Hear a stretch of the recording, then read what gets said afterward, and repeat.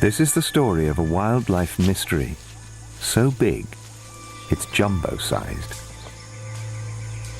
Almost nothing was known about these unusual elephants until now.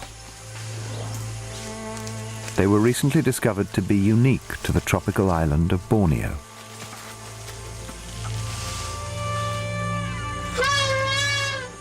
Then came news that their survival is in peril, and now the race is on to save them.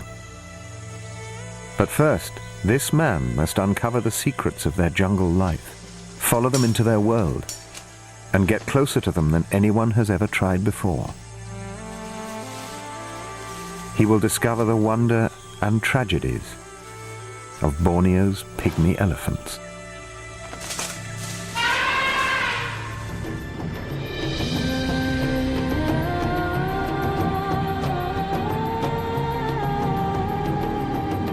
Sabah, the jewel of Borneo.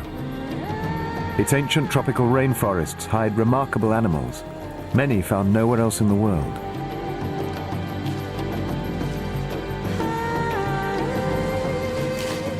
Living on an island means that animals here have evolved into wonderful and unique forms.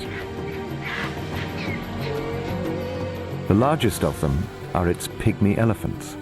They are rare and elusive and mysterious.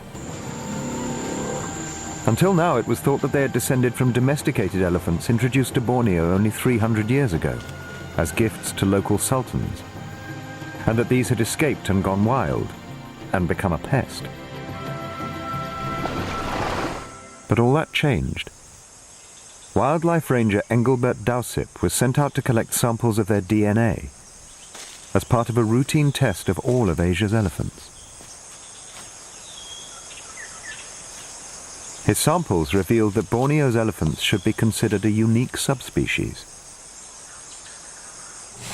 They're smaller than other Asian elephants, possibly an adaptation to life in deep jungle. Scientists calculate they have lived here not for 300 years, but more like 300,000 years. This amazing discovery has given the elephants new protection, and Bert a new job. He is called to Kota Kinabalu, the state capital, for a meeting with his project leaders, who are responsible for protecting the elephants. No, we just cannot protect them if... Dr. Rosa and Dr. Sen are from Sabah Wildlife Department. Raymond Alfred from Worldwide Fund for Nature. Keep in touch with us daily, okay? Bert is to track the elephants, map their migration route, and learn everything about them he can. Some way to this, also around Menanggul, but in a more difficult terrain. This is a very swampy area.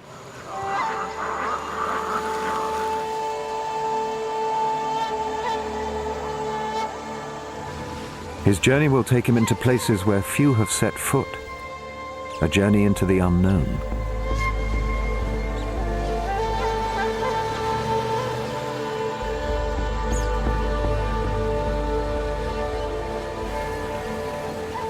Forest elephants are migratory. They could be anywhere in the thick forest. Bert's expedition will travel through eastern Sabah, where all the elephants live. He wants to find an elephant family that lives along the Kinabatangan River. But much of the riverside forest has been cut down for oil palm plantations. Could they block elephant migration routes or pose other dangers? To answer these questions, he must first find them. And he has an idea where they may be. Elephants must drink a great amount of water. They come to the river in the early morning and late afternoon.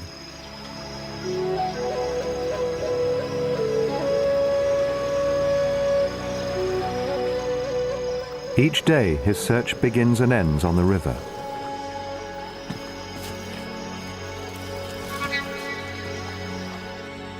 During the heat of the day, he searches the jungle.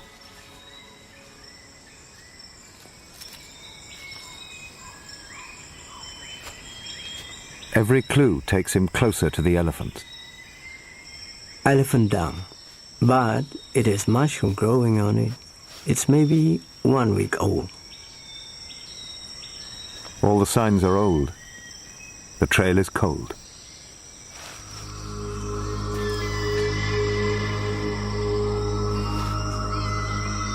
The heat is oppressive. Temperature and humidity are both in the 90s.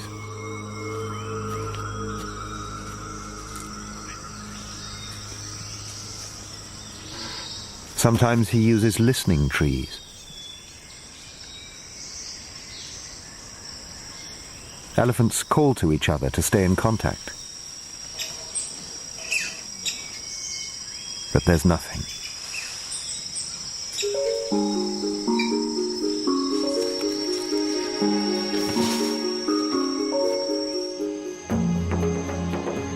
For many days he searches up and down the Kinabatangan River and its maze of tributaries.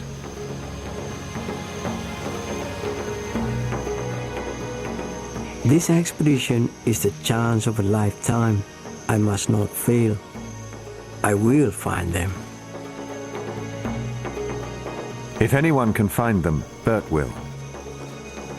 He was born here in Sabah and has spent much of his adult life as a wildlife ranger.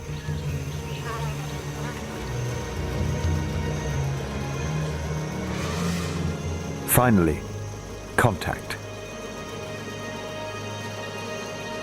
There is just one call, and it sounds far away.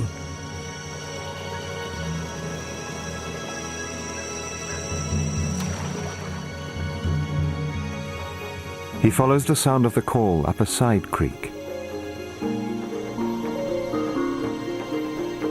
From now on, he must take extreme care. Forest elephants around the world are very unpredictable. They can be dangerous killers.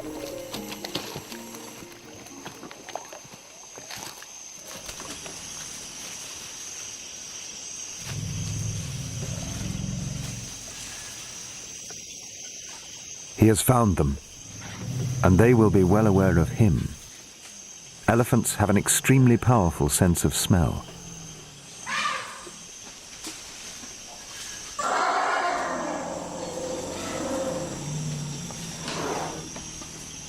They can smell me, which is good.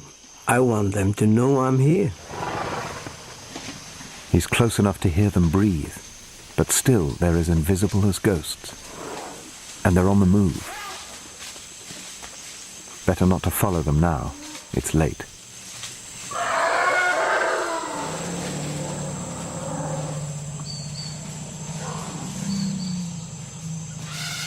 It's time to leave. An encounter with the elephants in the dark could be fatal. Fixing their location by GPS should make them easier to locate tomorrow.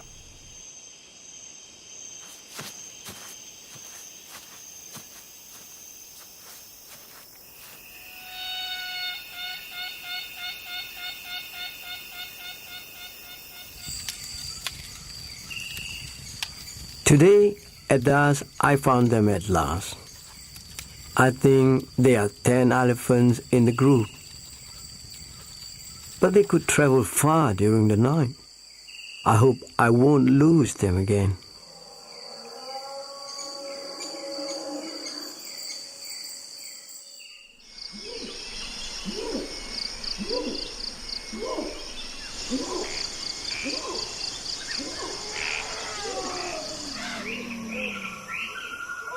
Bert returns to the same place. No sight of them. But there is sound. It's some distance off.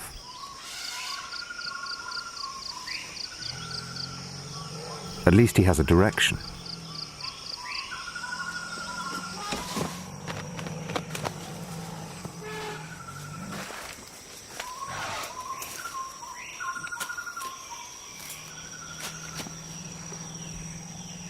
Elephant going that way.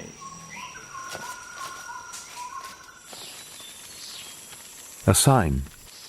Butterflies are attracted by the salt and minerals in fresh urine. This means the elephants are just a few minutes ahead.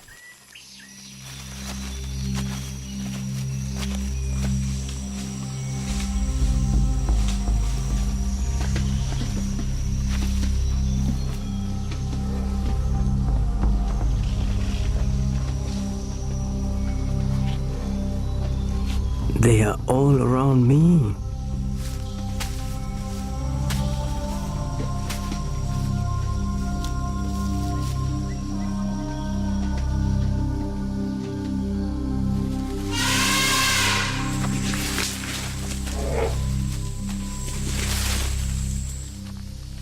That was close.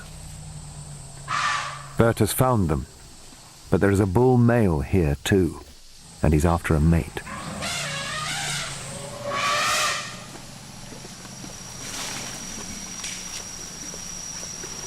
A bull like this can be so aggressive, even other bulls will stay out of his way.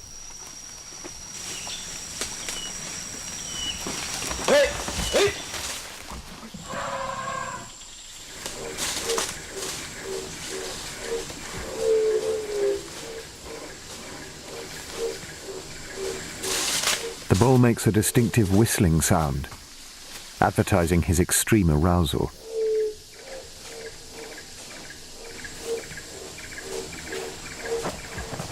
The smell from the oozing musk gland on his head is overpowering.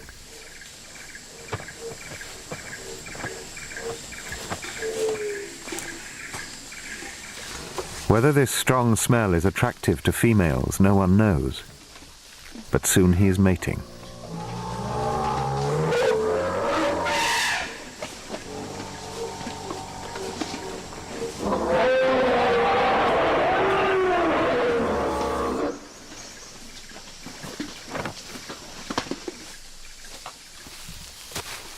Very few have ever been this close to Borneo's elephants. But Bert won't risk getting down until the bull has gone.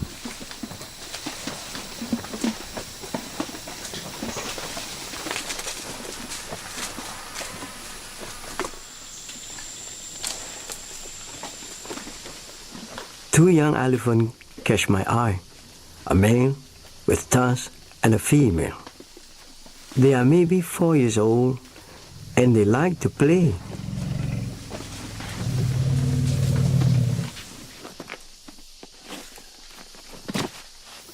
He decides to get closer, but is very aware of the risk. Are they as aggressive as other forest elephants?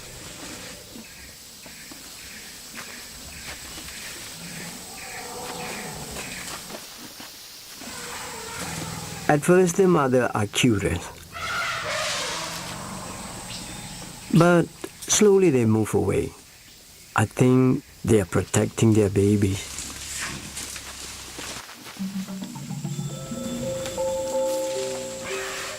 The two youngsters that have been playing have stayed. Bert presents his own trunk to them.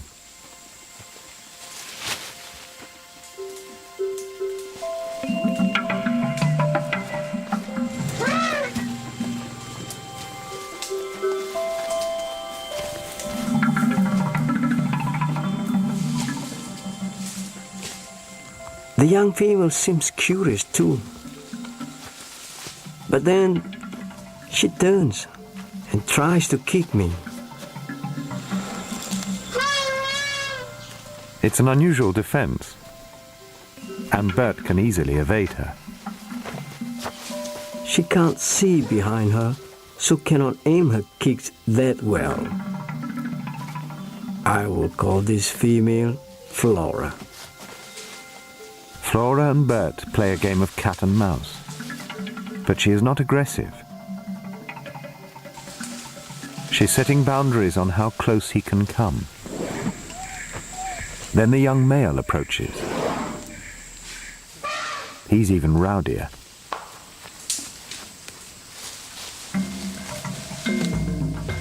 I hope he will accept me. But he too challenges me.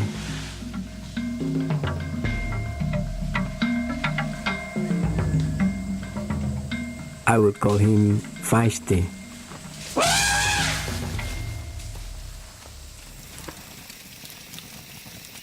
From what I saw today, I don't think these elephants are dangerous. They just don't want me to come too close. It's an important and welcome discovery.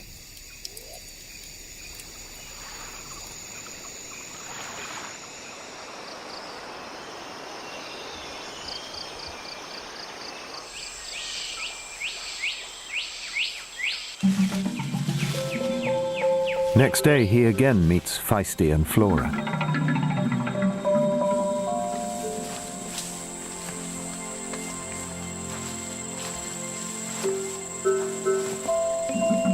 Flora's kung fu kicks are getting more accurate.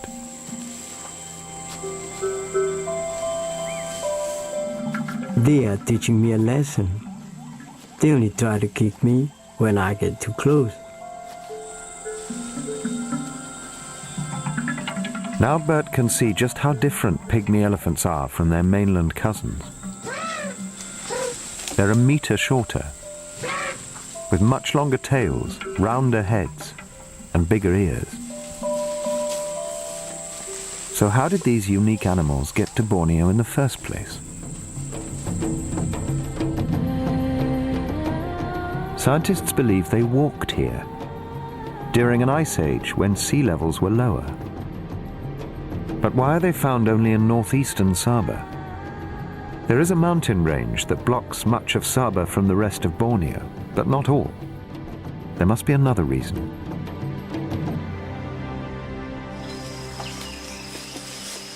It seems the answer is because this area has something that elephants need: good soil, rich in minerals.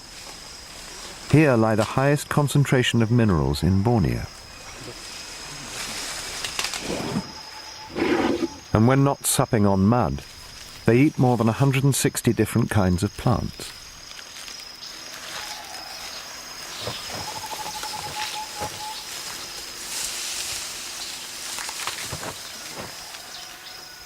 They spend much time eating elephant grass, and they're especially fond of roots. Males with long tusks have an expert way to dig them out.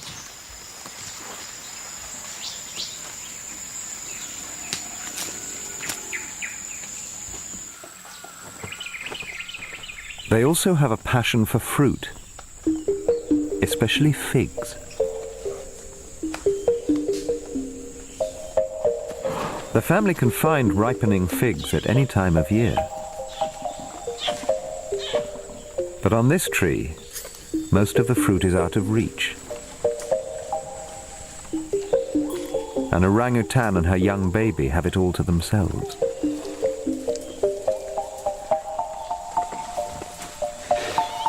But this female is determined to get some.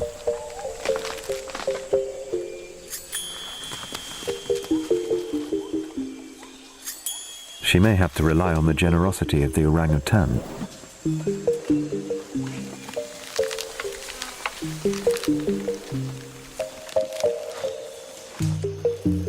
Finding figs is hard work in this heat.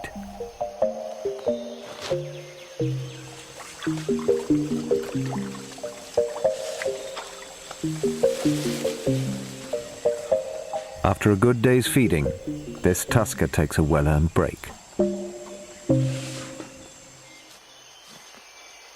But for Bert, there's no rest. For 2 weeks he has been tracking them downriver, a few kilometers a day, always keeping his distance. That is, until the day when Flora approaches him.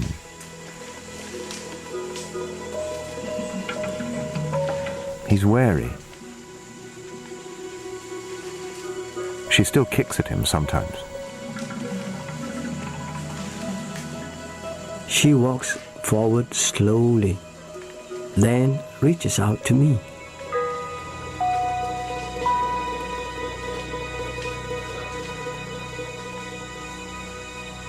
It's a breakthrough, and Flora's acceptance of him seems to change the mood of the rest of the family. The mothers and aunties show him the youngest baby. They're very protective.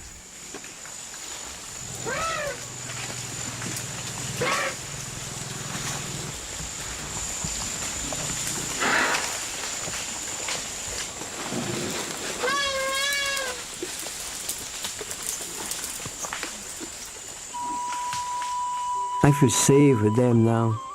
I feel confident I can follow them easily.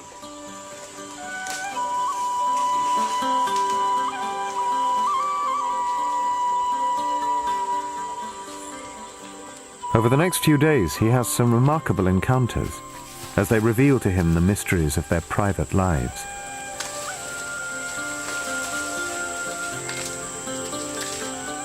The young man, feisty, is a show-off. He's always playing with something. The big female leader also accepts me. I call her Fern. I feel I'm part of her family now. He can almost predict where they will be, and wherever they are, Flora's always taking center stage. It's like she's in charge. Perhaps she is a future leader.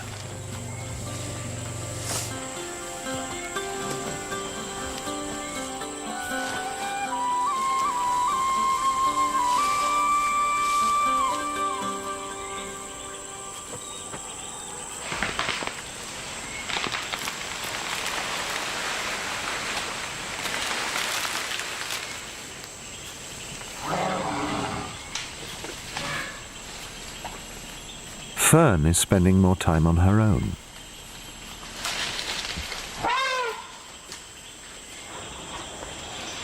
I think it is because she is about to give birth. She's very pregnant.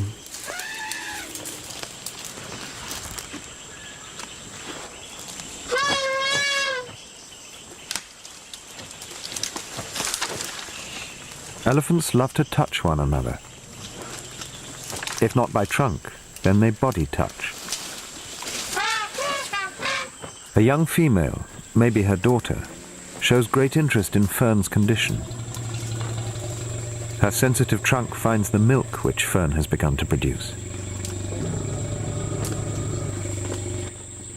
For a long time, she stays close. It's as if she's listening to the baby.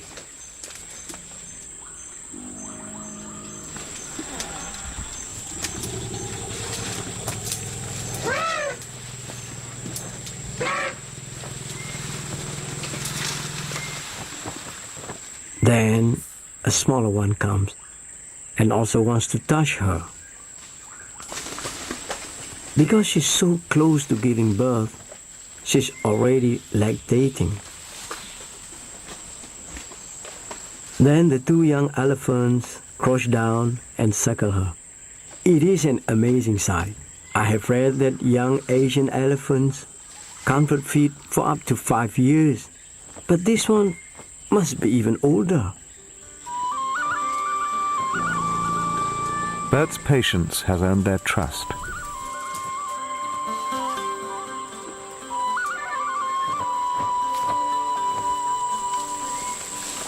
It's almost as if he's now part of the family.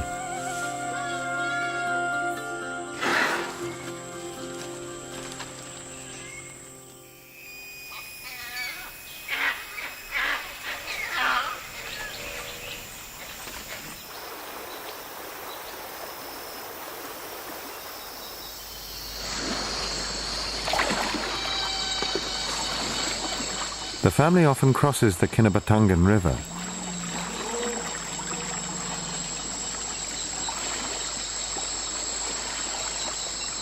But one night, instead of continuing downstream as they have been for the past few days, they move back upstream.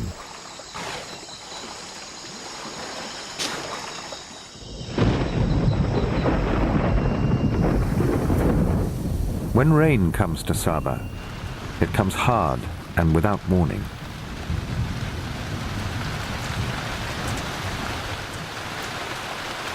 It can disrupt even the most resourceful. All except the elephants, who enjoy the cooler temperatures.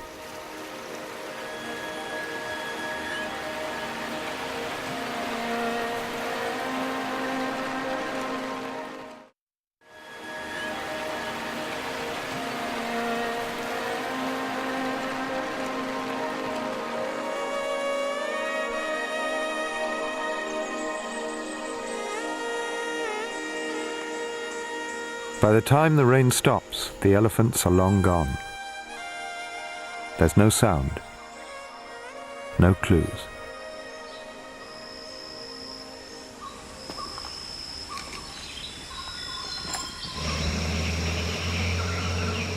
Bert's only option is to go back on the river. But he's now unsure where they might be, or which direction they're headed.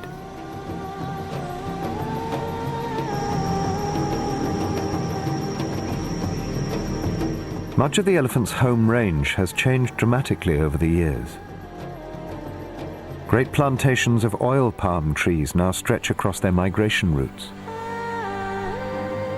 In some places, the natural forest has been removed, right down to the riverbank.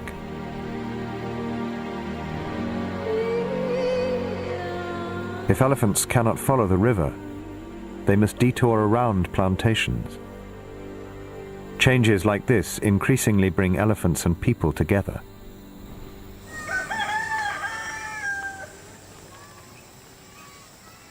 Until recently, elephants were too shy to enter villages. Now they have no choice. The plantations force them to divert from their migration routes.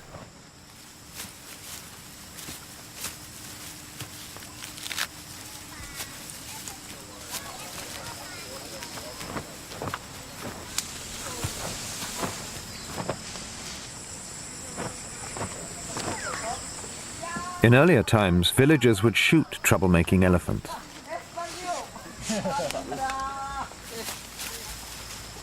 These villagers enjoy them. Fortunately, the elephants seem relaxed and behave themselves. All except one, a bull that's been shadowing the family.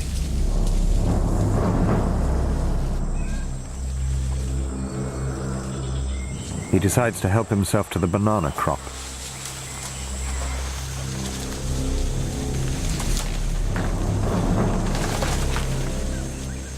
Lone bulls often cause trouble. They're driven mainly by lust and hunger. The villagers won't tolerate this kind of destruction and have ways to scare off the elephants with homemade cannons.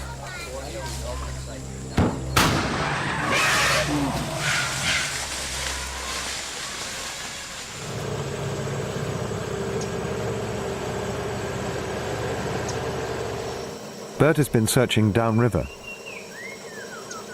He now receives word of the pygmy elephant's visit to the village. Okay.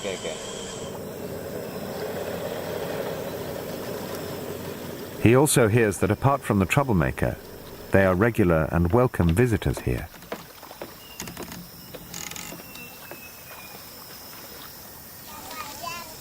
The villagers are kind to the elephant, and in return, the elephants are not afraid or aggressive. This is good news. He also finds out what direction they went, which gives him a good idea of the next place he might find them. And it's not going to be easy. The elephants have headed into swampland.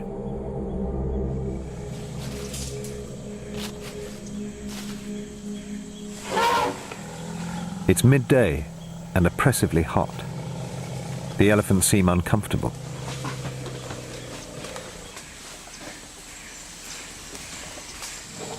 To keep cool, Flora is mud bathing. But Feisty's determined to have his turn.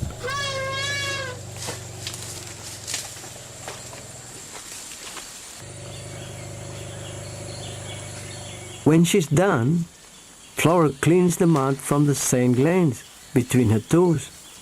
Elephants always keep this very clean. Elephants have an even stronger sense of smell than dogs. Their trunks constantly explore the world around them.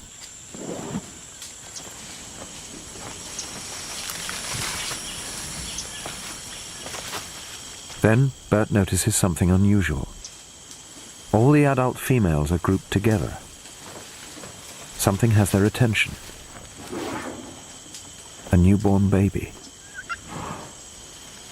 Very young. 1 week old. This must be the matriarch, Fern's baby. She came into the swamp to give birth. Baby sleeping. They're keen to blow away any bothersome insects.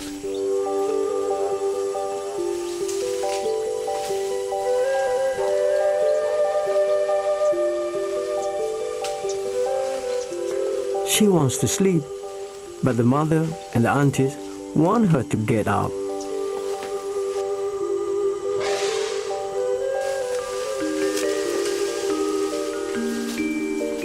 Now that it is cooler, the females want to go to the river, but the baby wants to stay.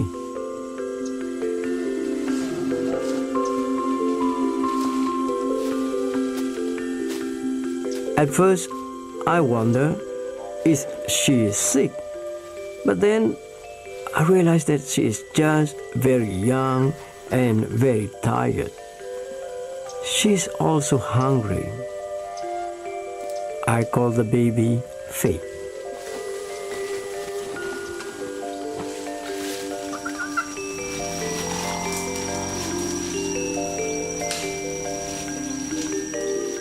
Baby Fig is in no hurry to go anywhere. After a drink, she just wants to get back to sleep.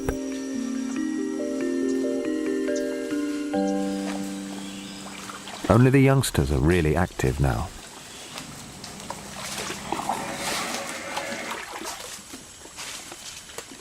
Feisty is thirsty. Adults drink 200 liters every day. Is this why Fern comes to the swamp to have a baby? So that she has plenty of water.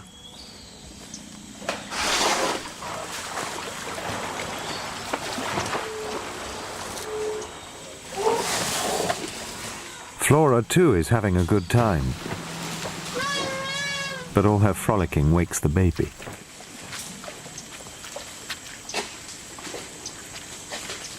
And now, with the baby roused, Fern signals the family to move.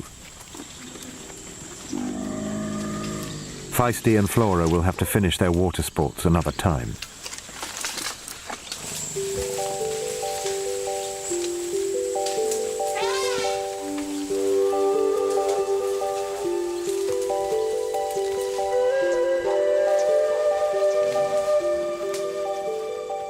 As they move out of the swamp, Bert and Feisty have an encounter.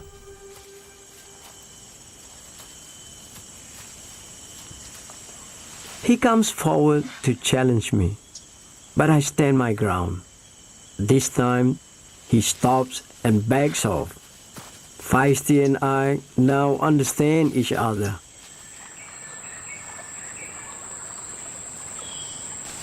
Finally, the family gets to cool off by the river.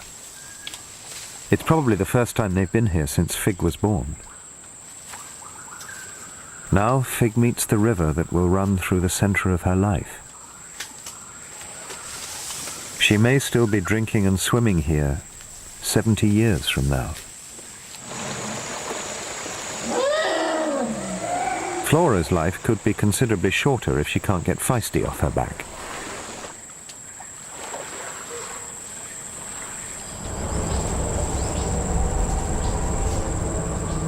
Logging barges are a sure sign that the pygmy elephant's world is changing fast. The logs come from forest where the elephants once fed. This area will soon become another oil palm plantation.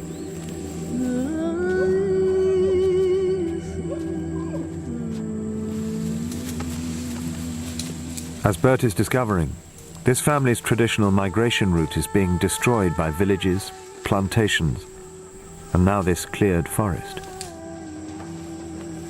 I worry about this family.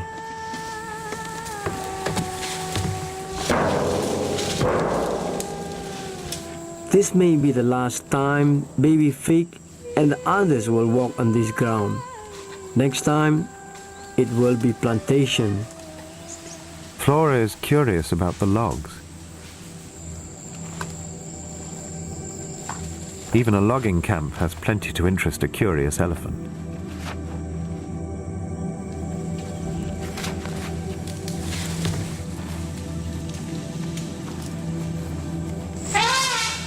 Fern's trumpet means it's time to go. At least for now, the family can continue on its journey.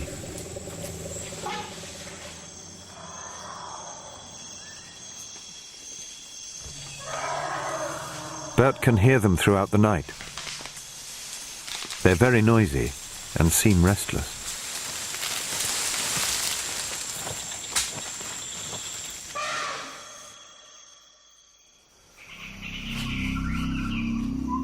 The next morning, Bert follows the noise. But he's in for a great surprise. A huge gathering of elephants.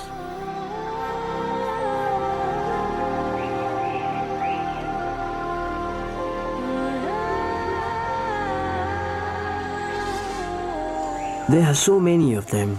At first I don't recognize them. I think it is another family. Then I see Flora, Feisty, Fig, all my family. But there are many others too. There could be 50 elephants here from several families.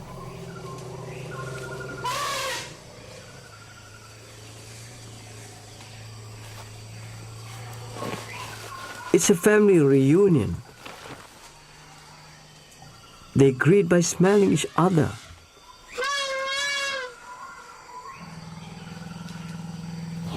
Some clean their trunks by rolling under their food. To meet relations you haven't smelled for months, the trunk must be in top condition.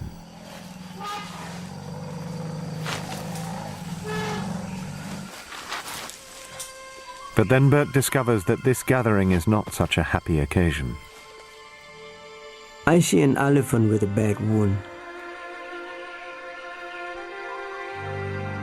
There is a rope coming from it. It has been caught by a snare. There's another one with much older wound. Then I see a youngster with a snare around its trunk. This is terrible. Another elephant shows concern. How can it survive? Some wounds carry a certain death sentence. Infection is likely. Perhaps gangrene has already set in.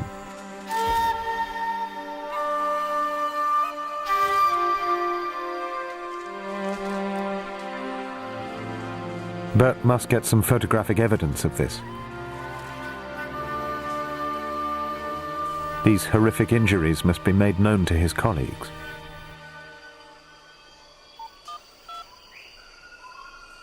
Download it on my PC. Chief Veterinarian Dr. Sen receives the call. Coming in now. Then Bert downloads his images. Oh no. They've never seen injuries like this.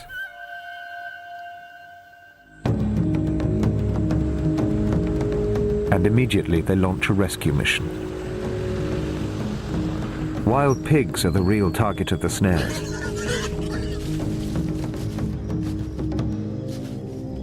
Every snare is a secret killer waiting to spring.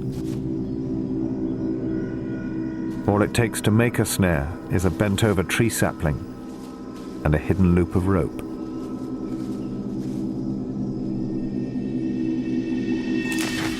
When an animal triggers the snare, it is held tight. As it struggles, the rope tightens even more. Villagers tell me that poachers set snares for bushmeat. Elephants are caught by accident. But a rope tied tightly around the limb will never come off. It's made of tough synthetic strands that won't rot. Elephants are destined to carry them for the rest of their lives, unless they can be rescued.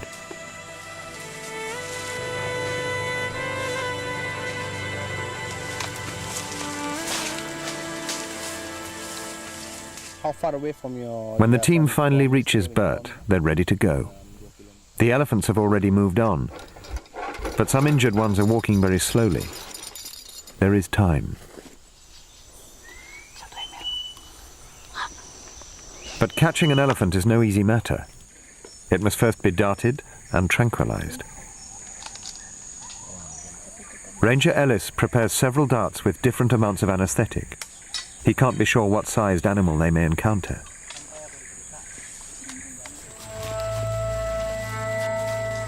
Bert leads the team.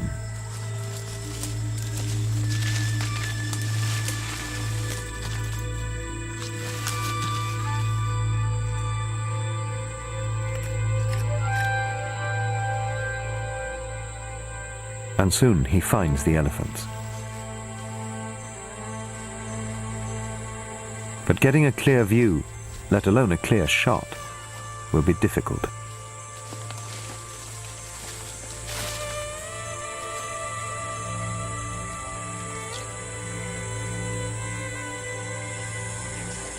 There are 2 elephants close by.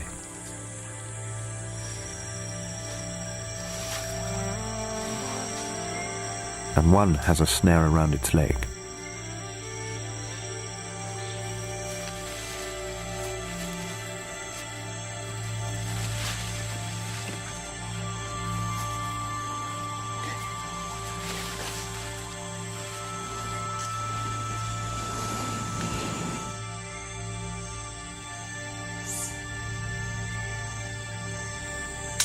The dart finds its target.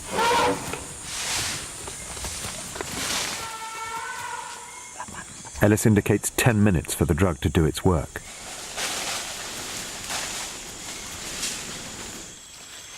But they can't move in yet. There are other elephants around.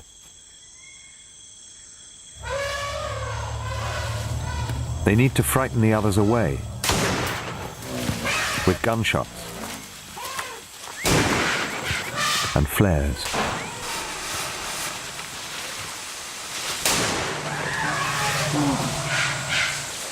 In this dense forest, the rescuers wouldn't stand a chance against an angry elephant.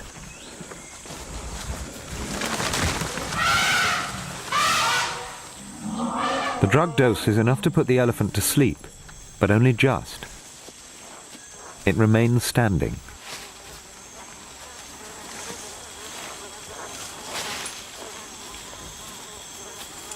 In case it wakes too soon, it is firmly secured.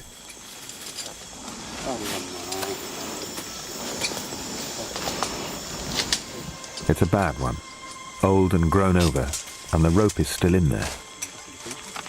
Dr. Rosa, the vet, will have to remove it.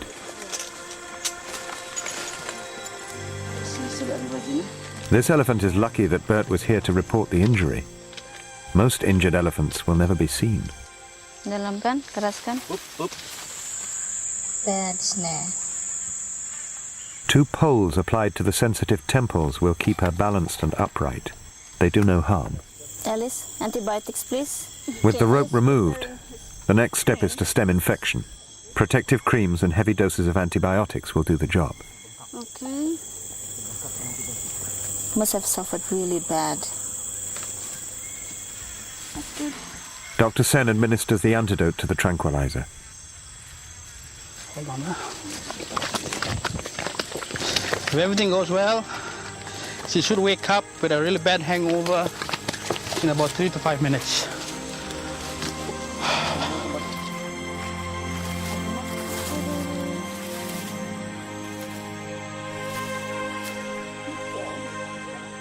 Within a few minutes, the rescued animal walks free. This time without any pain. The team want to dart another female, this time for a different purpose.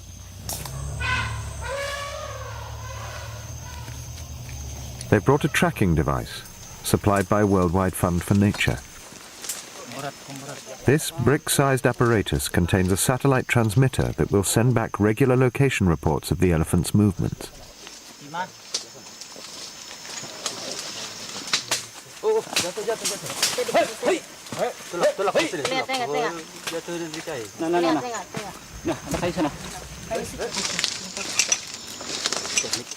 This female is named Bod Tai, and her high-tech bow tie will make Bert's work much easier. Once she wakes up, she will become his new ally in helping him understand the mysteries of the pygmy elephants.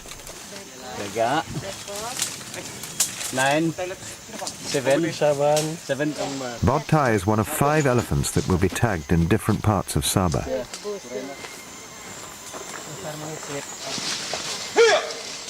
Knowing where she and the other elephants are at any time will be crucial for future snare removing operations.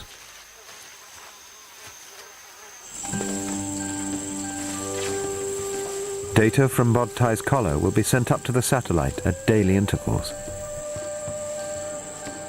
Soon a picture of their migration route reveals not only where Bodtai and her family travels, but how long they spend in deep forest, swamp or near plantations. It also shows the crucial times and places they travel alongside the Kinabatangan River.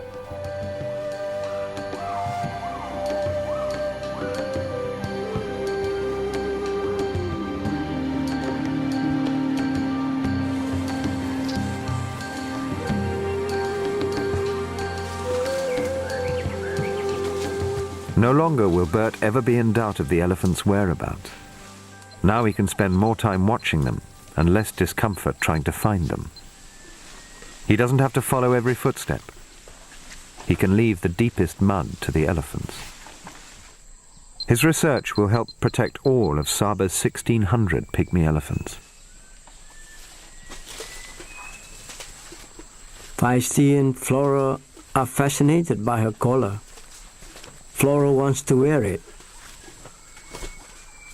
There's no doubt that Feisty and Flora will grow up close to humans.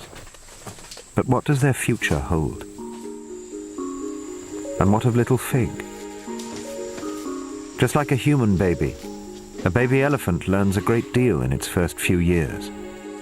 Fig will learn the family migration trails and where they now cannot go.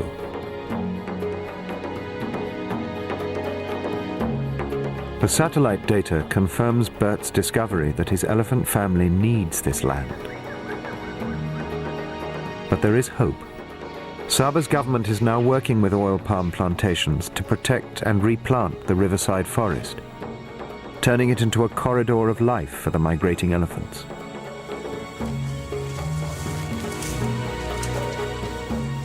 Everywhere, attitudes are changing.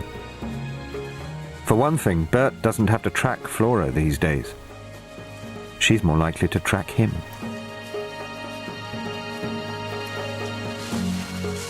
I think one day Flora will be the matriarch. I hope she will be the one to lead the family into the future.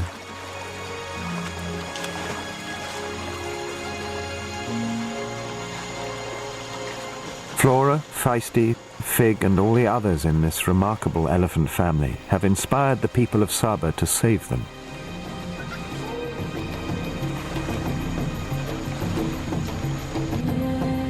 Thanks to Bert Dalsip's journey of discovery, we now know more about Borneo's pygmy elephants than ever before.